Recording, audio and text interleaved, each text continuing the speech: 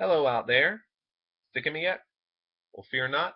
This will be my last reading of the day from my new short story collection, Flowers in a Dumpster, out from Crystal Lake Publishing. This time I'll be reading from a story called What She Needs, which is actually the most recent story in the collection. It also deals with a pretty controversial subject, but I do believe writers should never shy away from subjects just because they may be uncomfortable. So I'll do just a brief reading from What She Needs, and I hope that you like it. Well, what the hell do we have here? Lily and Keith both turned their eyes to the front of Curtis Hall, where Roy swaggered down the steps toward them. He was not quite as tall as Keith, but definitely as muscular. His face was pinched so tight it seemed all the features were being drawn into the center. "Hey, baby," Lily said brightly, rising to her feet. "I was catching up with my good friend Keith here." "Oh, is this another one you're fucking?" Roy spat, grabbing Lily's good arm and jerking her to him. Keith got to his feet. "There's no need for that. We were just talking. We're in the same intro to Psych." "I'm not talking to you, dickweed," Roy shouted, jabbing a finger in Keith's direction, while keeping a vice-like grip on Lily's arm with the other hand. "Right now I'm dealing with this little whore here, but when I'm done pounding some respect into her, then it's your turn." "Stop being such an asshole," Lily hissed, trying to twist her arm out of Roy's grasp. Roy whirled around and backhanded her hard across the cheek.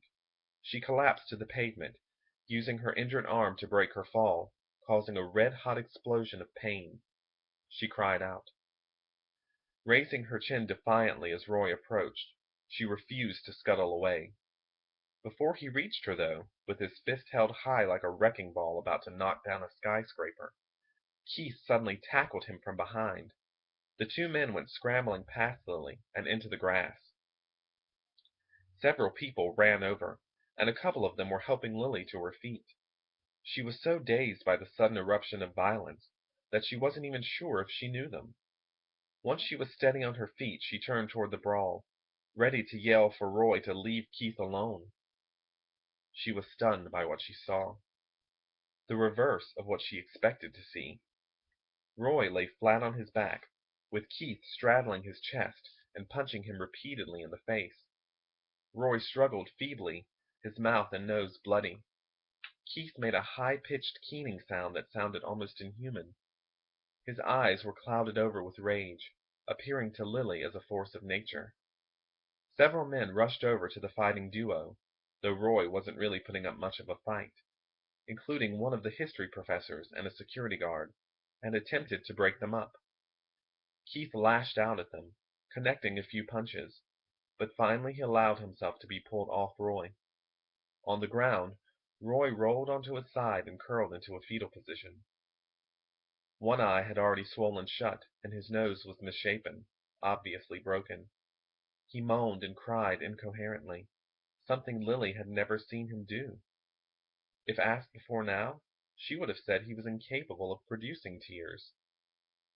"Someone better call for an ambulance," the security guard said, looking at Roy, but then he turned his eyes to Lily. "Are you okay, lady?" She couldn't make her brain work enough to actually speak, but finally she nodded dumbly. "I'll have them check you out just to be sure. In the meantime, I'll take this one down to the security office." Though Keith still breathed heavily, he had calmed down considerably.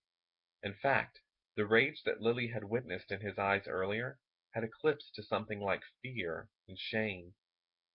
He docilely allowed himself to be led down the hill by the security guard.